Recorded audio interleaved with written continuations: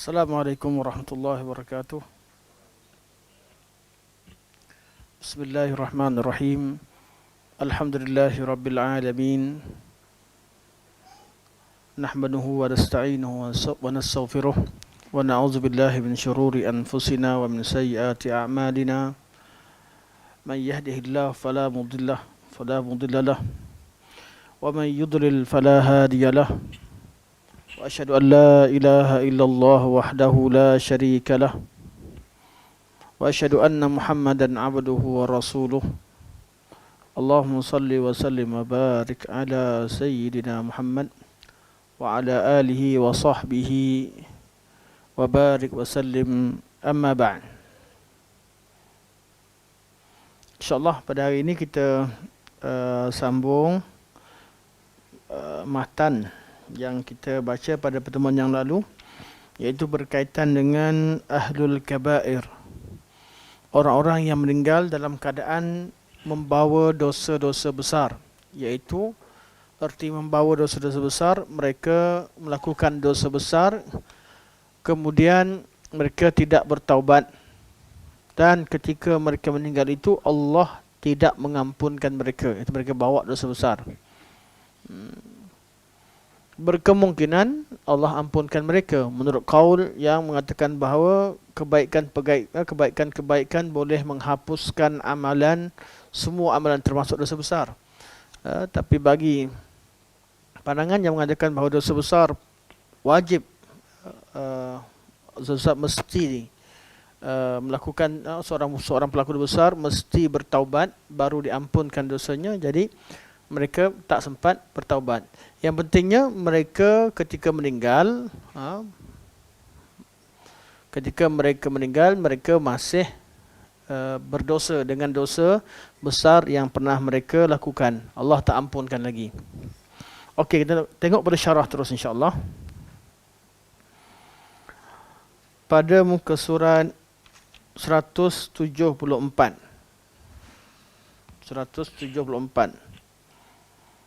Syarah. Kata-kata Syekh, itu Syekh berkata, wa ahlul kabairi min ummati Muhammadin sallallahu alaihi wasallam fin nari la yukhalladun, iaitu orang yang melakukan dosa besar di kalangan umat Muhammad sallallahu alaihi wasallam tidak akan kekal di dalam api neraka apabila mereka mati dalam keadaan mengesahkan Allah Subhanahu wa taala. Ini matanya adalah sebagai menolak pendapat Khawarij dan Mu'tazilah. Syekh berkata, ini antara masalah-masalah yang timbul kerana ditimbulkan oleh golongan ahli bid'ah. Kita tahu masalah akidah yang asal mudah, rukun iman yang 6 dan yang berkaitan dengannya. Apa yang Allah percaya dengan apa yang Allah beritakan, cukup. Namun setelah berlakunya kesesatan, ahli bid'ah mengeluarkan pandangan-pandangan yang salah, pandangan-pandangan yang dikatakan sesat dalam masalah akidah, maka ulama akidah menjawab syubhah-syubhah mereka dan memahamkan orang-orang yang telah terpengaruh dengan syubhah mereka. Sebab tu bab akidah ni, subjek akidah jadi apa? Jadi luas perbincangannya. Kalau tak ada ahli bid'ah, perbincangannya mudah. Mana selesai akidah Islam ni mudah. Rukun iman yang 6 susah. Iman yang 6 dan segala yang berkaitan perkara ghaib, baca iman sifat-sifat Allah, berkaitan beriman dengan Allah, segala sifat Allah, rububiyah, uluhiyah dan nama-nama sifat Allah Subhanahu wa taala, baca faham iman, baca yakin. Itulah akidah Islam, mudah.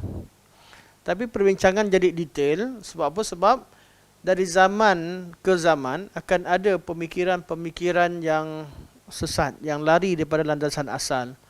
Antaranya beginilah, sampai pada bab ini ada golongan Mu'tazilah dan golongan Khawarij. Mereka berpandangan, mereka keluarkan pandangan, siapa sahaja yang buat dosa besar, tak bertaubat, mati dalam keadaan dalam keadaan masih lagi bawa dosa besar, Allah takkan ampunkan dia takkan ampunkan, dan mereka ini akan masuk neraka, kekal selama-lamanya dalam neraka. Okey. Apa maksud mereka lakukan dosa besar atau membawa dosa besar kekal dalam neraka? Sebab apa? Yang kata tak kekal Ahlussunnah wal Jamaah. Yang kata tak masuk neraka langsung Murji'ah. Murji'ah tak ada masalah lah. Murji'ah dia kata tak masuk neraka pun. Allah tu Maha Pengampun. Itu golongan Murji'ah. Dengan pelbagai level mereka. Yang kata masuk neraka tak kekal Ahlussunnah wal Jamaah. Kalau masuk neraka. Dan boleh jadi mereka masuk neraka, boleh jadi mereka Allah ampunkan. Ahlul Masyiah. Itu Ahlussunnah wal Jamaah. Khawarij dan Mu'tazilah, mereka kata confirm masuk neraka, kekal selama-lamanya. Jadi kata Syekh di sini menolak pandangan mereka. Mereka kata kekal selama-lamanya. Syekh kata kalau masuk neraka, mereka tidak kekal dalam neraka sekiranya meninggal dalam keadaan mentauhidkan Allah. Iaitu selagi dia masih Islam, tidak kekal selama-lamanya dalam neraka. Okey, kata Syekh sebagai menolak pendapat Khawarij dan Mu'tazilah. Dan mereka yang mengatakan orang yang melakukan dosa besar kekal di dalam neraka. Dua kumpulan inilah yang kata kekal. Akan tetapi, Khawarij mengatakan mereka adalah disebabkan kafir. Mereka beza pula. Kekal kat neraka sebab apa? Khawarij kata sebab dia kafir lah. Sebab tu orang Khawarij dia mengkafirkan pelaku dosa besar. Bukan sahaja syirik. Kita terhadkan pada dosa syirik dan kufur, dosa yang bawa pada syirik dan kufur, mereka luaskan lagi. Semua dosa-dosa besar, kalau orang Islam lakukannya, dia jadi kafir. Jadi kafir artinya mereka bukan Islam di dunia. Di akhirat kekal selama-lamanya dalam neraka. Suatu golongan Khawarij, mereka boleh bunuh siapa orang Islam yang mereka sebut dosa besar.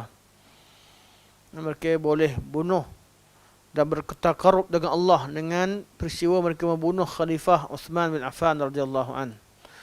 Mereka boleh bunuh Sayyidina Ali dan mereka cuba bunuh Sayyidina Muawiyah.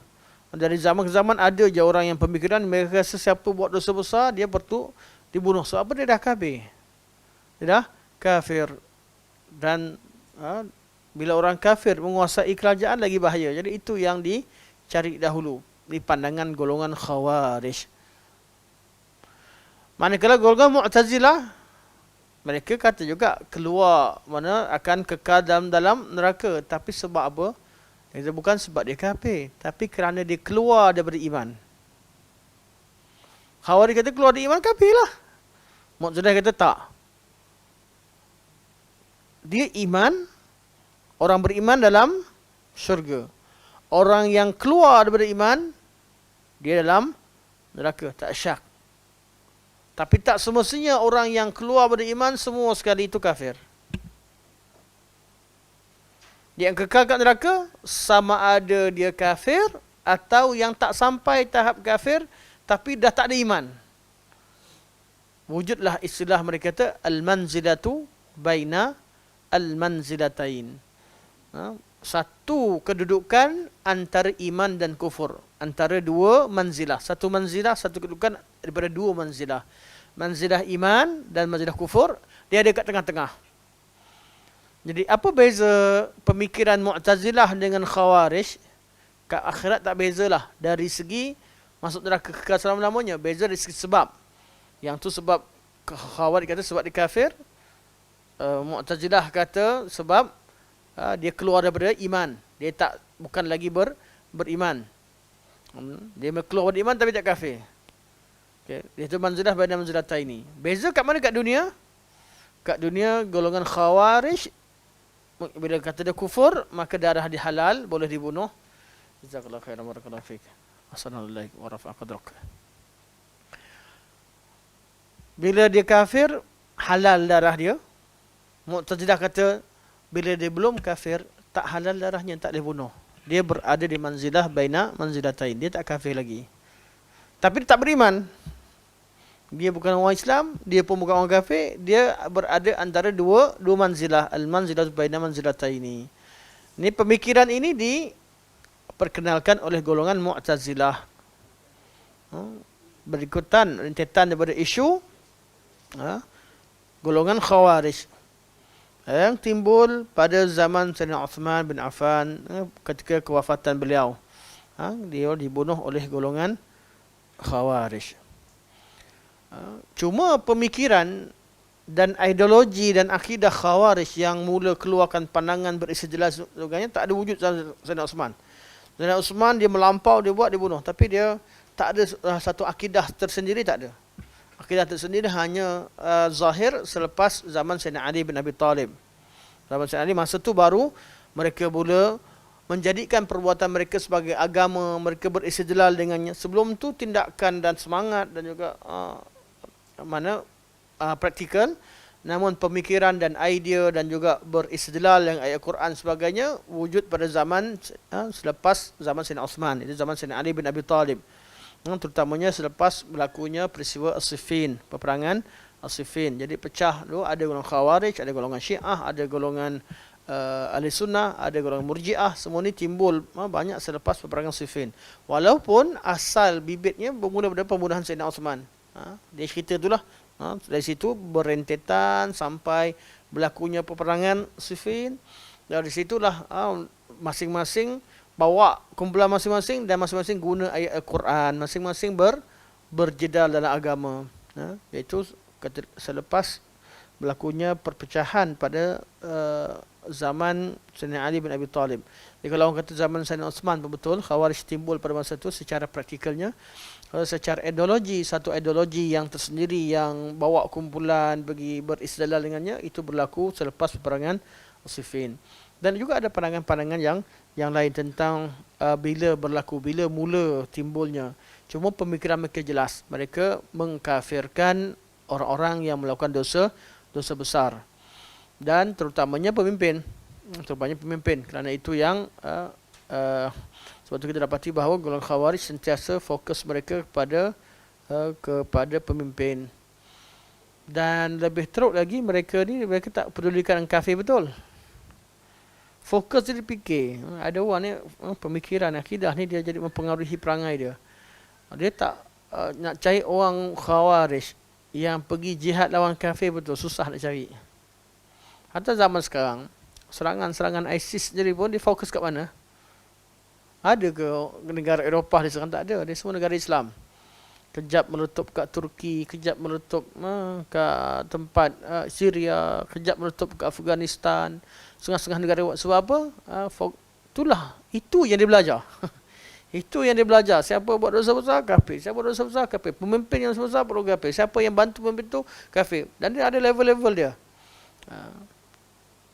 Berbeza dengan golongan Mu'tazilah. Mu'tazilah sama juga melampau.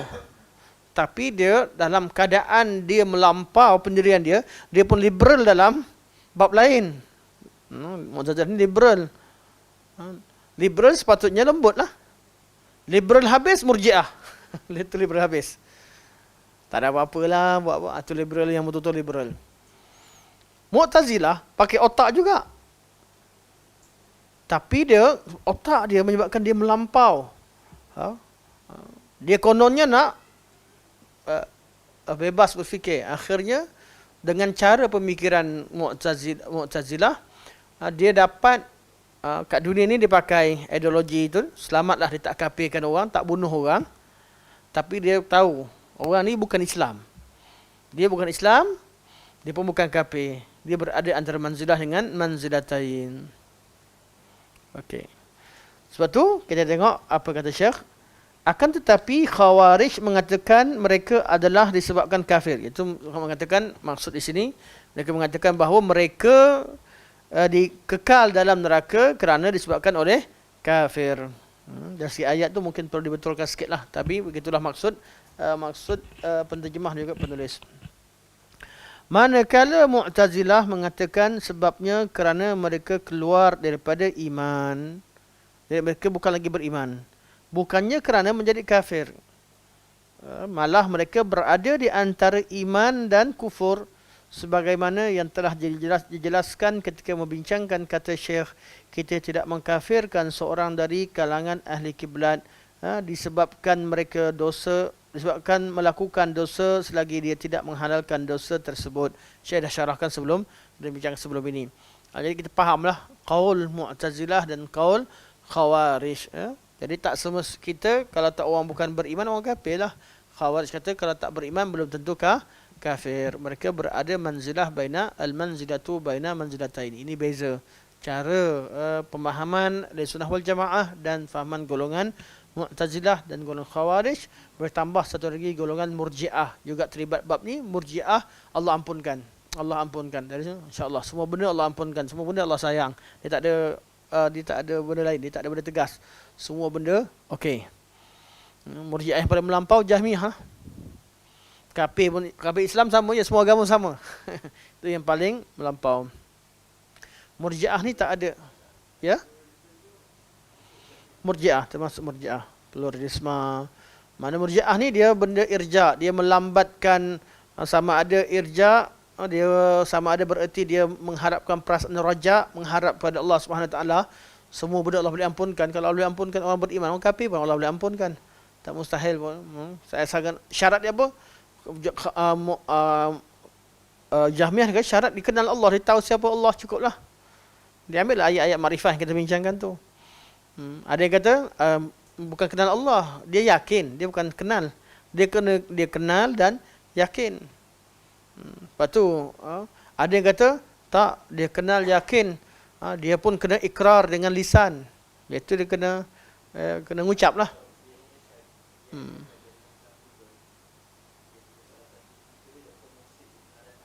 Ya saya.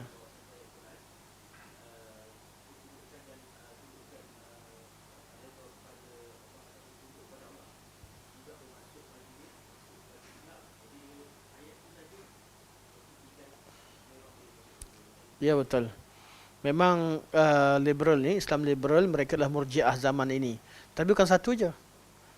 Liberal ni ada level-level ya. Liberal pun kita tahu berbeza. Ada orang liberal dalam bab agama, habislah. Pluralisme lah. Orang liberal dalam masalah akidah. Mazhab mana pun tak payahlah sunnah, tak ada sunnah, Islam cukuplah. Kan? Ada orang yang mana istilah liberal ni tak boleh kita nak katakan satu sahaja perkara dia. Tahap orang yang jadi liberal ni dia macam-macam. Cuma kalau zaman dulu tu selain daripada ahli sunnah mereka ada irja'nya, ada level irja'nya. Yang paling melampau Khawarij lah. Yang paling melampau Jahmiyah yang melampau bab menghalalkan, yang melampau nak mengkafirkan Khawarij. Yang gabungkan dua-dua siapa? Ibn Teruk. Yang gabungkan dua-dua. Yang paling jahat. Dia boleh ada dua-dua. Kat sana pun ambil, sini pun ambil. Pada suatu ketika wujud golongan sebahagian bermazhab Batiniyah. Ideologi dia Batiniyah. Semua ini. Tapi golongan Batiniyah ni pernah ada kerajaan dia, tentera dia bunuh orang Islam. Dia kan ada semua orang tak ada apa-apa, tapi dia bunuh. Dia boleh dia dua-dua dia ambil. Yang sesat ni sebenarnya kesesatan ni satu yang mazhab dia. Semua mazhab syaitan. Asalkan orang lari daripada agama je, syaitan punya kerja lah. Sama ada yang ekstrim sampai ke tahap kerana asalkan bila orang tu baik, dia akan ajar pada ekstrim sehingga dia rasa apa yang Quran letak tak cukup untuk meletakkan, tak cukup untuk kawal manusia. Dia kena letakkan lagi dia punya ideologi dia untuk ketatkan lagi undang-undang Islam. Jenis yang orang baik. Ni syaitan kacau dalam bab ekstremism. Kena betul-betul lah ekstremism yang betul. Bukan ekstremism yang orang yang ikut Quran Sunnah, ikut Nas betul-betul jadi ekstrim. Sebab tu, takrif ekstrim ni kena cek berdasarkan orang tu sendiri. Kita tak terima takrif orang tu kata ekstrim, siapa ekstrim tu berada dia. Ada orang dia rasa bid'ah okey, orang cakap bid'ah tu bid'ah dia kata orang tu ekstrim. Ada orang dia ekstrim buat politik, dia kata semua politik okey, siapa yang pegang pada satu parti ke sebagainya dia kata ekstrim. Takrif ekstrim ni dia tak bergantung kepada kefahaman yang betul. Sebab tu sebelum cerita tentang ekstremism, sebelum cerita tentang melampau agama, cerita dulu yang betul kat mana. Tapaknya kukuh, yang mana betul. Okey, baru kita tahu. Orang yang ekstrim dalam satu perkara, dia meletakkan syarat-syarat lebih pada syarat letakkan ekstrim. Dan ada level-levelnya. Dan meletakkan hukuman lebih pada syarat letakkan ekstrim lah. Ada yang liberal, syarat dah letakkan satu, irja', dah letakkan satu undang-undang, dan letakkan semua perkara yang dah kukuh, dia longgarkan. Dia rasa macam apa yang ada kat Quran ni belum cukup, toleransi belum cukup sesuai, ketat sangat sampai dilonggarkan, itu namanya irja'. Dan antaranya liberal lah. Bentuk irja' antaranya zaman sekarang liberal. Zaman dulu ada Jahmiyah, ada Mu'tazilah. Mu'tazilah ada liberalnya. Mu'tazilah sebahagian daripada irja' dalam bab tertentu. Dalam bab akal dan sebagainya. Okey. Paling ringan siapa? Irja' paling ringan. Murji'ah tapi paling ringan.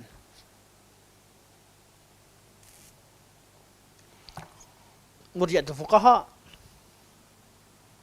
Murji'ah fuqaha kat mana? Dia tak ada macam orang kafir yang irja' ni, yang jenis yang semua agama sama ke, yang betul salah maksiat dengan ibadah sama je, atau golongan batiniah yang irja' yang betul-betul. Irja' fuqaha cuma dalam mentakrifkan iman. Takrif dia tu sama, dia bawa kepada takrif golongan Murji'ah. Iaitu meletakkan amal ni tak termasuk takrif iman. Amal ni wajib kena buat, mulazim, mesti benda yang lazim, mesti kita buat. Tapi nak kata dia sebahagian beriman tu, taklah. Iman tu dia keluarkan amal daripada takrif iman. Menyebabkan golongan Murji'ah kata nampak bukan pasal iman pun, jadi khilaf lah kan, masalah fiqh lah. Jadi amalan-amalan ni tak masuk bab iman. Last sekali kesannya golongan ni ambil hujah tu. Ambil hujah tu yang menghalalkan atau mengatakan bahawa amalan-amalan tertentu bukan berkaitan dengan iman, maka tak boleh kita menyatakan orang tu kafir, kufur dengan perbuatan tertentu. Jadi semua perbuatan kekufuran takkan berlaku dalam bab perbuatan. Last sekali timbul golongan kemudian pergi minta dengan kubur ke, minta dengan besut. Busut. Bahaya sebut nama tempat ni. Hari ni terpengaruh dengan parlimen pertama. Sibuk hari cuti pula kan. Sidang parlimen, dengar je lah. Busut pun terbusut dah. Pergi minta kat busut ke, pergi minta dengan jin ke, syaitan ke, tak pernah istilah kufur bagi orang Murji'ah. Tengoklah hati dia minta kat siapa sebenarnya. Tu semua asbab. Dah benda kufur jadi asbab. Pergi kat bomoh pun tak ada masalah, pakai tangkal tak ada masalah. Puncanya apa? Dia tak ada punca. Dia memang pemikiran macam tu. Dia memang jenis yang Murji'ah. Tapi golongan Murji'ah ni dia ambil alasan apa? Dia ambil qaul Murji'ah fuqaha. Kan ulama ada sebut, takkan ulama engkau je betul. Sebab tu ulama kata tak boleh bertolak ansur dalam bab takrif. Sebab apa? Akan jadi jalan. Murji'ah fuqaha, mereka bukan Murji'ah, mereka fuqaha. Mereka ajarkan, tapi cara mereka takrifkan tu boleh buka peluang, ada kesannya kepada golongan ini. Jadi ulama tetap mengatakan salah. Bukan ulama hukumkan mereka ni bukan ahli sunnah wal jamaah, terkeluar mereka dari Murji'ah, tak. Murji'ah fuqaha artinya mereka fuqaha di kalangan umat Islam sebagainya, mereka salah dalam mentakrifkan iman. Walaupun mereka mewajibkan, tetapi kesan daripada takrif mereka boleh bawa kepada irja'. Jadi kita kena faham juga, jangan pula kita belajar, fuqaha pun Murji'ah lah sekali letak. Fuqaha ni imam sekian-sekian Murji'ah. Tak boleh, tak ada macam tu. Itu maksud Murji'ah tu fuqaha. Dan bila kita belajar dalam bab ini, kita akan bila belajar betul, tengok, dalam keadaan kita tahu mereka salah, tapi kita, yang timbul dalam perasaan respect. Respect kat mana? Hujah-hujah mereka tu memang jujur nak pertahankan agama. Cuma salah dalam takrif. Biasalah. Sebab tu pentingnya watawasau bil haq. Berpesan-pesan pada hak. Jadi apa yang wujud dalam kitab-kitab dan sebagainya, walaupun kita tahu pemikiran irja' murji' fuqaha ni bukanlah kesannya tak, mereka tak sama dengan murji'ah. Ada yang kata jangan menamakan mereka murji'ah. Sebagainya. Tapi itulah istilah yang diwarisi dan diguna pakai oleh ulama untuk memahamkan bahawa pandangan mereka ni boleh bawa kepada irja' atau memang irja' sendiri. Kerana mereka tidak memasukkan amal dalam takrif iman. Okey. Okey, selesai satu perkara. Kemudian Syekh kata lagi, katanya, iaitu kata Al-Imam Tahawi lagi, orang yang melakukan dosa besar di kalangan umat Muhammad, wa ahlul kabairi. Saya nak syarahkan kepada ahlul kabairi. Seperti misalnya saya selalu sebut, sepatutnya kalau matan ni letakkan bahasa Arabnya, sebab kita nak tahu apakah teks yang nak disyarahkan. Apa maksud ahlul kabair? Orang-orang yang ahlul kabair itu orang yang melakukan dosa besar di kalangan umat Muhammad. Wa ahlul kabairi min ummati Muhammad, iaitu menyebutkan secara khusus umat Muhammad. Kalau teks asal, minta maaf saya cek. Syarahkan kabair atau umat Muhammad, ada dua. Okey. Teks asal, wa ahlul kabairi min ummati Muhammadin sallallahu alaihi wasallam.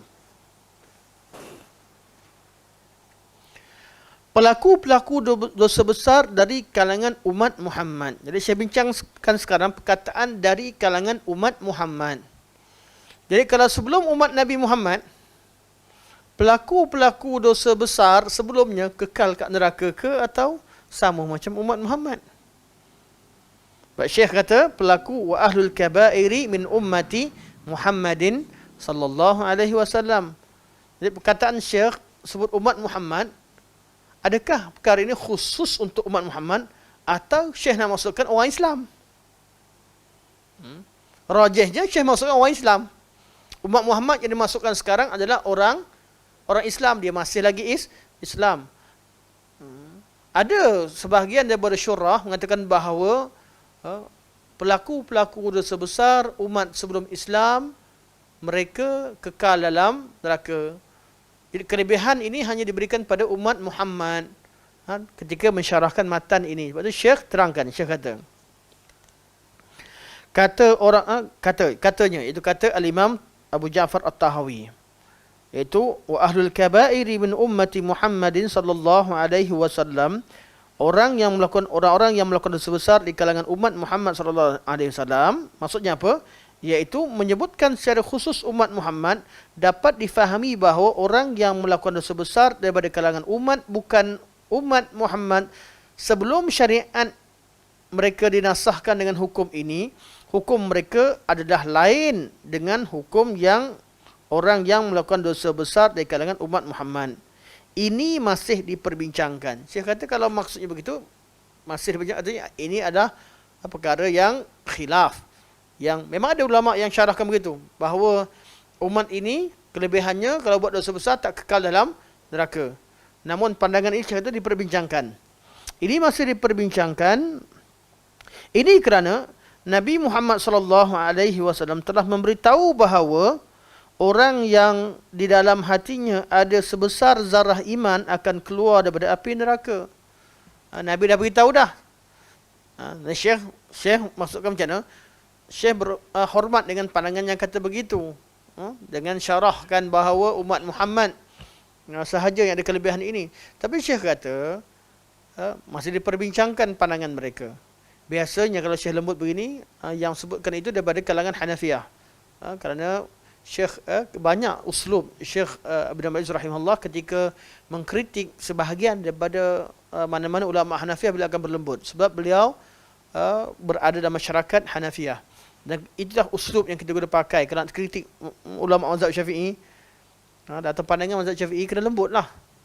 Walaupun kita lembut kerana mereka ada kedudukan yang tersendiri, Ditambah dengan mereka ada pengikut yang tersendiri, ditambah dengan kita yang nak kritik ni duduk di kalangan pengikut yang bermazhab dengan mazhab mereka. Jadi ini adab yang perlu dijaga dalam ketika kita bincangkan ilmiah sekalipun, kita perlu meraihkan keadaan setempat, keadaan semasa. Bukan bererti tidak menceritakan perkara yang hak, tapi perlu meraihkan psikologi orang yang terima. Tak mudah masuk tanah orang, masuk kawasan orang, contoh pemikiran begitu, kemudian kita nak kritik tuan rumah. Tak mudah. Kecuali lah kalau memang salah itu memang salah yang tak ada apa? Tak ada maafnya. Orang cakap, habis umat dulu. Bukan ke kata orang dulu masuk neraka tu kekal? Sebab apa? Kita tak ada bertanggungjawab. Itu pandangan kita ni, syarahkan umat. Kita hanya syarahkan berkaitan dengan kesannya apa? Kita cerita tentang hukum umat Nabi Muhammad ni dapat kelebihan ini. Semua yang dia tak ada kesan dari segi praktikal, tak ada. Semua yang datang lepas ni semua umat Muhammad. Tak ada lagi umat lain. Dia tak ada cerita melibatkan, oh habislah, nanti umat lain marah. Umat lain mana lagi? Dah tak ada dah. Dia tak ada dah. Umat yang ada semua umat Muhammad yang ada sekarang ni. Jadi tak ada siapa nak marah. Tak ada siapa nak marah. Tak ada kesan apa-apa. Tak ada siapa kafirkan siapa. Jadi pandangannya begini, sebagian daripada ulama kata, oh jadi menjadikan kita lebih rasa nikmat, bersyukur nikmat Allah sebagai umat Muhammad sebagainya. Ada kesan baik. Tapi walaupun bagaimanapun, tetap dibincangkan. Perlu dibincangkan. Walaupun kesannya tidak besar, berbanding dengan masalah-masalah yang melibatkan masalah umat, tapi dibincangkan. Syekh kata sebab apa? Sebab ada hadis Nabi SAW yang Nabi sebut bahawa yakhruju minan nari man kana fi qalbihi mithqala dzarratin minal iman. Akan keluar dari api neraka siapa sahaja yang ada dalam hatinya satu zarah daripada iman. Zarah iman artinya cukup ada tauhid. Ada yang tauhid akan keluar dari api neraka, dan lafaz ini umum, tidak terhad kepada umat Nabi Muhammad sallallahu alaihi wasallam. Okey. Baginda tidak mengkhususnya kepada umatnya sahaja. Sebaliknya baginda menyebut iman secara umum. Siapa yang dalam hatinya sebesar zarah beriman, mereka akan dikeluarkan daripada api neraka selepas mereka disiksa dalamnya. Cubalah perhatikan dengan setengah tulisan, dalam setengah tulisan tidak ada menyebutkan umat.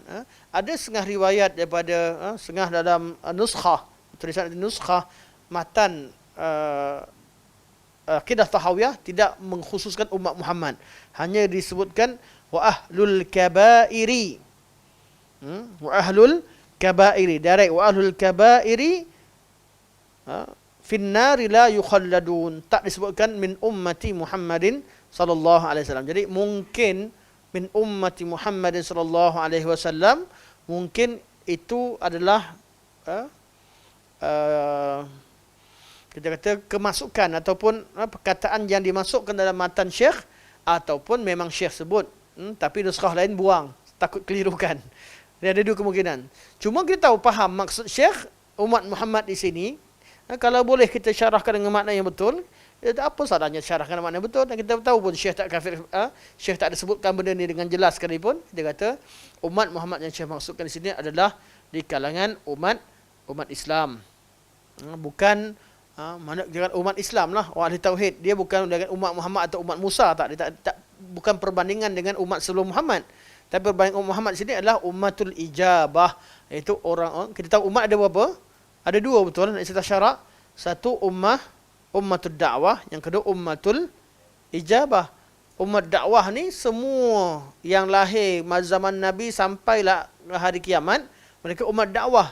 Itu orang-orang yang kita disuruh untuk menyampaikan dakwah pada mereka. Mereka wajib untuk menerima dakwah Nabi Muhammad. Tapi belum tentu mereka masuk Islam.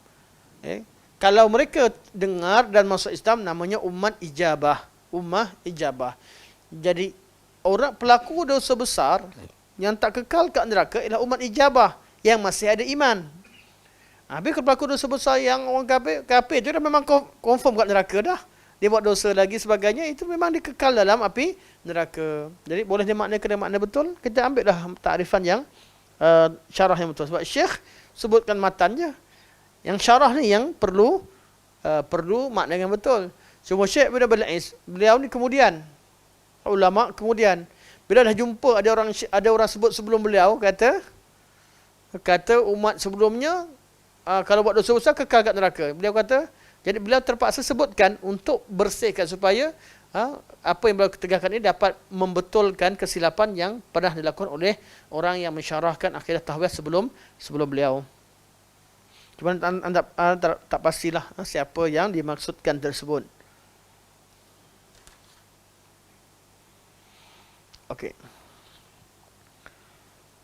Para ulama berselisih pendapat tentang dosa besar kepada beberapa pendapat. Okey, selesai dah. Kita kata ahlul kabair. Soalan seterusnya. Apa maksud ahlul kabair? Orang yang melakukan dosa-dosa besar.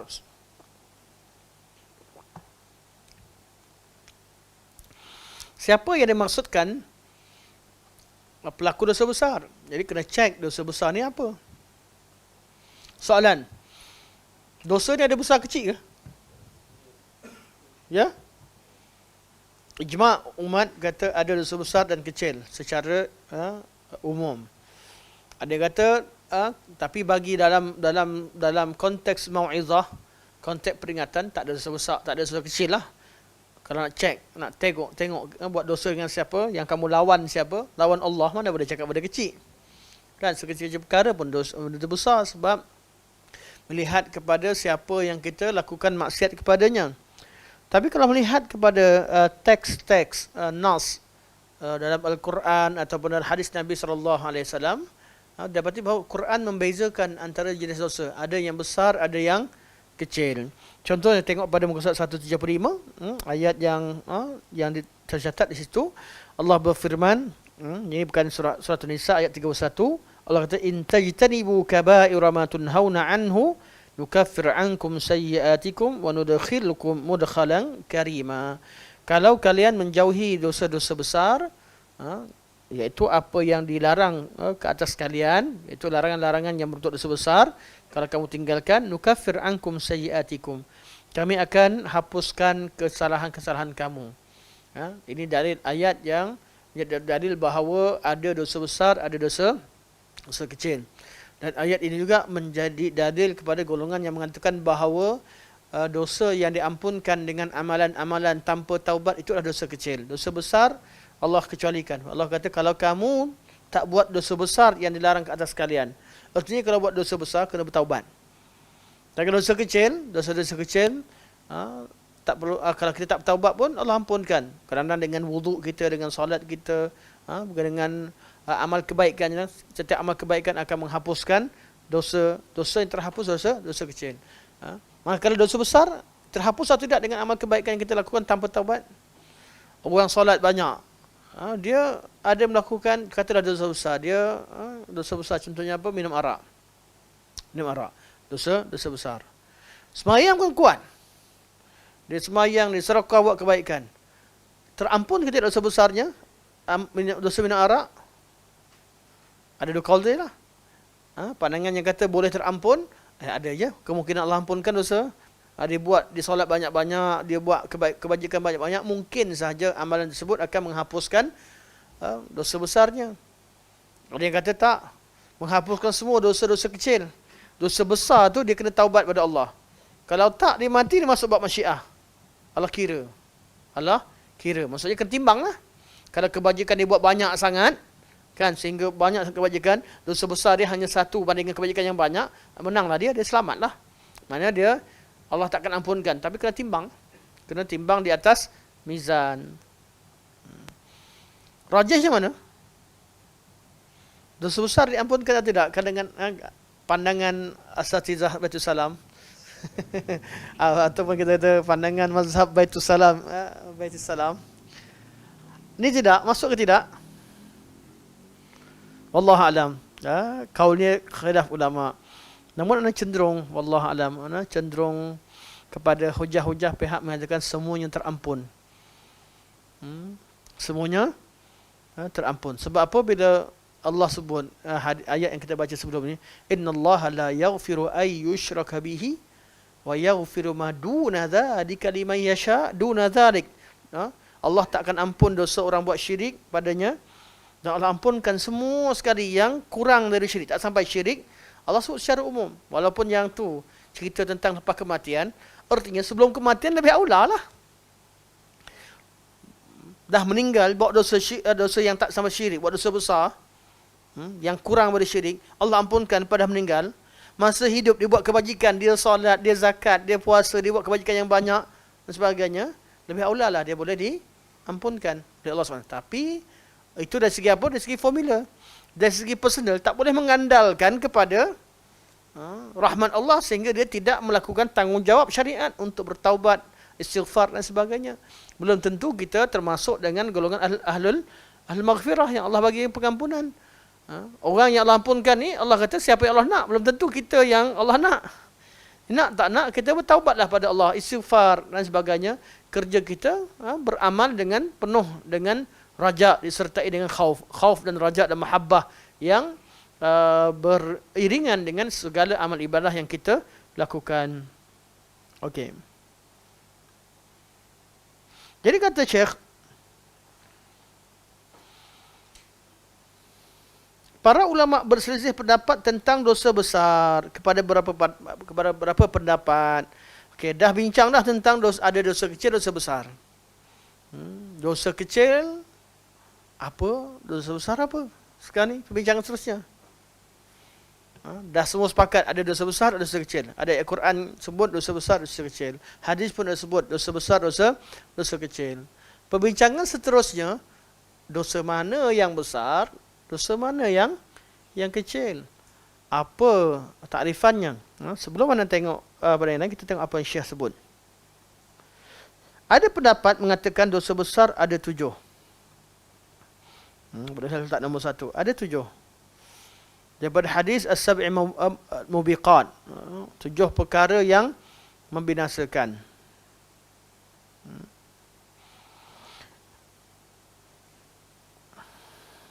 Ada yang mengatakan 17.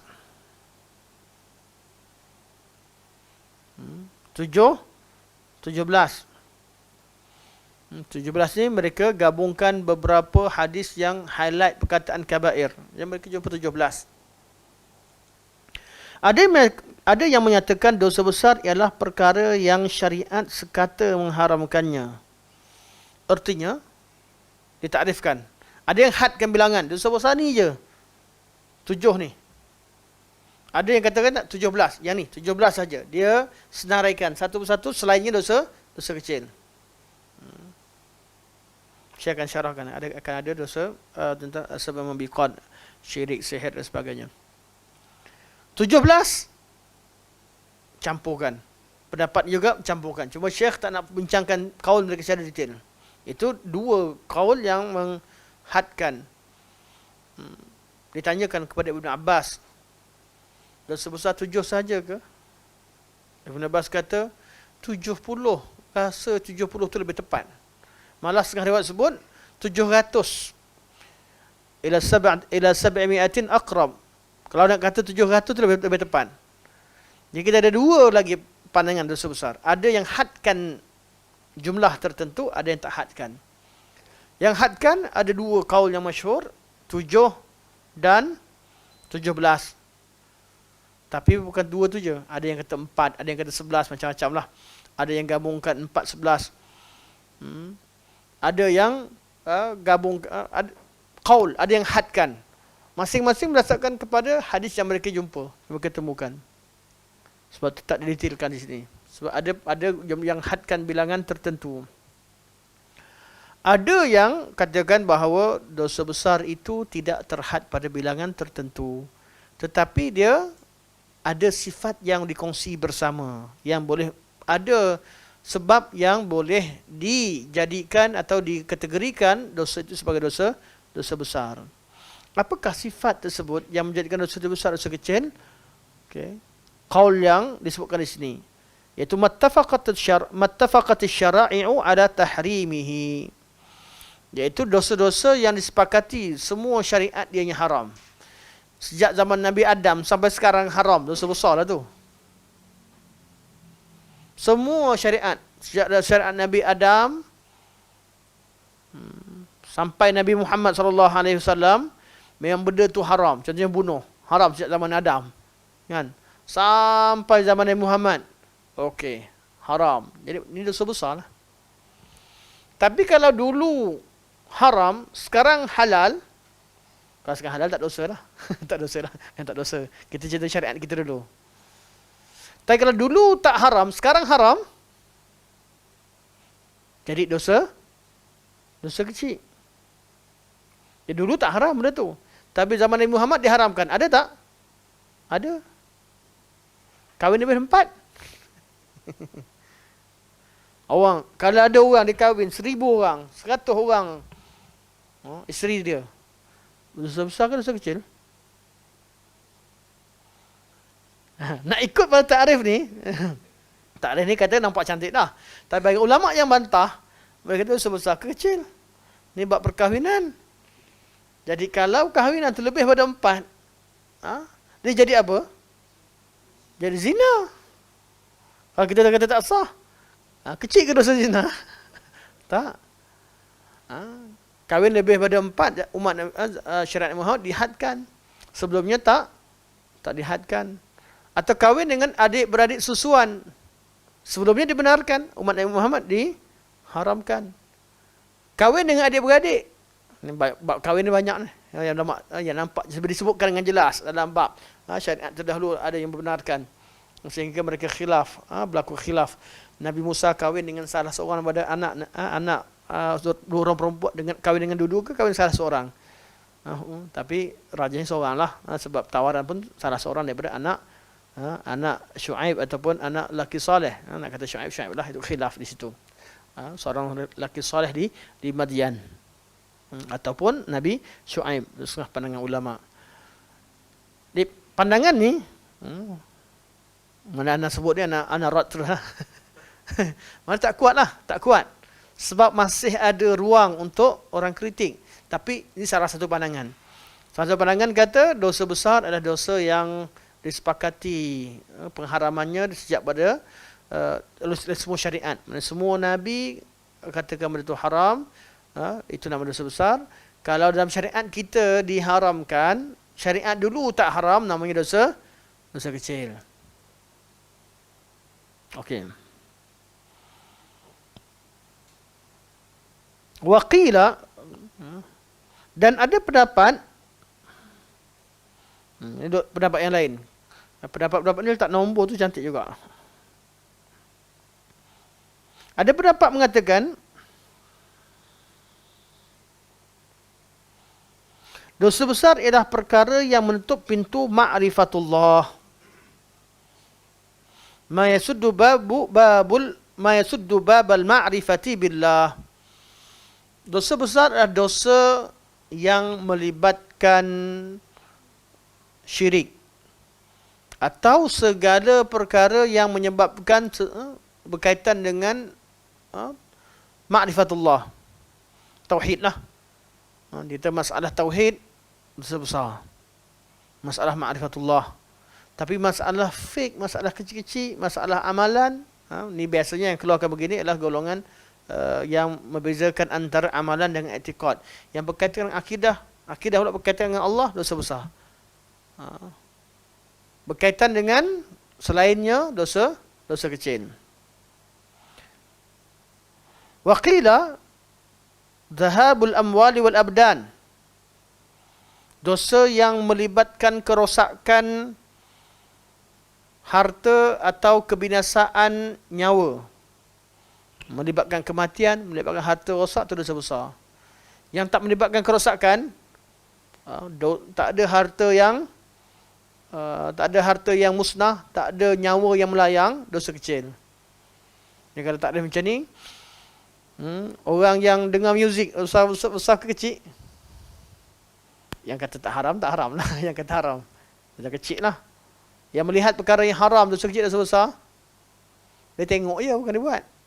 Dia kata dosa kecil. Semua benda tak melibatkan kebinasaan harta, kerosakan harta ataupun kematian ataupun nyawa, dia kata mereka takrifkan sebagai kecil. Takrif pun takrif yang tak kuat. Takrif yang tidak kuat. harta dan badan. Okey. Ada yang berpendapat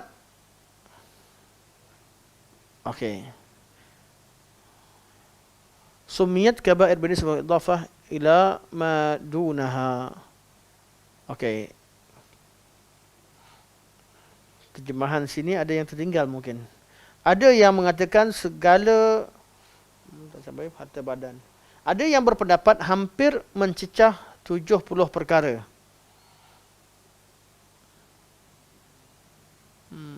Anda tak nampak teks asal. Oh, kat bawah. Ada yang didahulukan. Kalau ikut pada yang kitab cetakan Ana yang kata 40 bilangan 4 sehingga 70 ni, dia pendapat yang kat bawah. Sekarang dicepatkan. Jadi pendapat bolehlah kalau antum buat ni yang letakkan bilangan dia hampir 70. Dia bukan satu, bukan ada yang kata satu je, syirik. Itu pandangan. Syirik sahaja dosa besar, yang lain bukan dosa besar. Ada yang katakan 7. Berdasarkan hadis yang 7 perkara yang binasakan, sab'al mubiqat. Ada yang kata 4. Itu berkaitan dengan dosa-dosa yang disenaraikan dalam hadis. Kaitan dengan bunuh, zina, nak lupa satu hadis berkata 4. Ada yang katakan 11, ada yang katakan 17. Ini semua had. Ada yang kata 70. Sampai pada 70 setelah mereka buat kajian. Ada yang kata sampai pada 80 lebih. Mereka faham Imam Zahabi letakkan 86 atau 76 dengan pelbagai cetakan. Mereka kata itulah dosa besar. Hakikatnya tidak. Imam Zahabi sendiri dalam Muqaddimah beritahu dah. Beliau dah ada takrifan beliau sendiri. Jadi nombor jumlah dosa besar yang beliau letakkan kitab kabair bukanlah nombor itu, had bilangan nombor itu bukan beliau maksudkan. Beliau cuma senaraikan sebahagian daripada yang cukup syarat sebagai dosa besar seperti mana yang beliau tarjihkan. Kita akan baca tarjih beliau. Okey. Ada yang mengatakan segala yang dilarang oleh Allah adalah dosa besar. Semua benda yang Allah larang adalah dosa besar. Sebab apa? Kita lawan dengan Allah. Yang ini yang umum tadi. Ada yang mengatakan segala dosa yang dikenakan hudud dan diancam dengan neraka atau laknat atau kemurkaan Allah adalah dosa besar. Ini takrif paling masyhur. Dosa besar, dosa kecil. Nak tahu besar ke kecil? Tengok dalilnya. Ini bukti menyatakan bahawa nak katakan benda itu berdosa mesti ada dalil. Jangan kita suka-suka buat formula. Cek dalil. Kalau dalil larangan tadi disertakan dengan ancaman neraka di akhirat atau ancaman hukum hudud di dunia atau laknat atau balasan-balasan lain, yang mana ada ancaman-ancaman ini, namanya dosa besar. Yang dilarang secara mutlak tanpa ada ancaman atau diketahui bahawa ianya haram tapi tidak melibatkan hukum hudud dan qisas, dia adalah dosa kecil. Takrif ini takrif yang paling masyhur. Ini adalah contoh pendapat-pendapat yang ada, kata Syekh. Ungkapan salafus salih berbeza dalam memberikan takrif bagi dosa kecil. Ada di kalangan mereka berpendapat dosa kecil ialah kesalahan yang tidak dikenakan had dunia dan akhirat. Ini menguatkan pandangan yang dengan takrifan tadi. Di kalangan mereka ada yang berpendapat dosa kecil ialah segala dosa yang tidak dikenakan laknat, kemurkaan dan balasan api neraka. Ada yang berpendapat dosa kecil adalah dosa yang tidak dikenakan had di dunia dan ancaman di akhirat. Pandangan ini ada banyak disokong oleh pandangan salaf. Ini semua pecahan daripada apa yang disebutkan tadi. Maksud ancaman ialah ancaman khusus dengan api neraka atau laknat atau kemurkaan Allah Subhanahu wa taala. Ancaman yang khusus di akhirat adalah sama dengan hukuman khusus di dunia, iaitu yang ditetapkan kadarnya itu hadnya.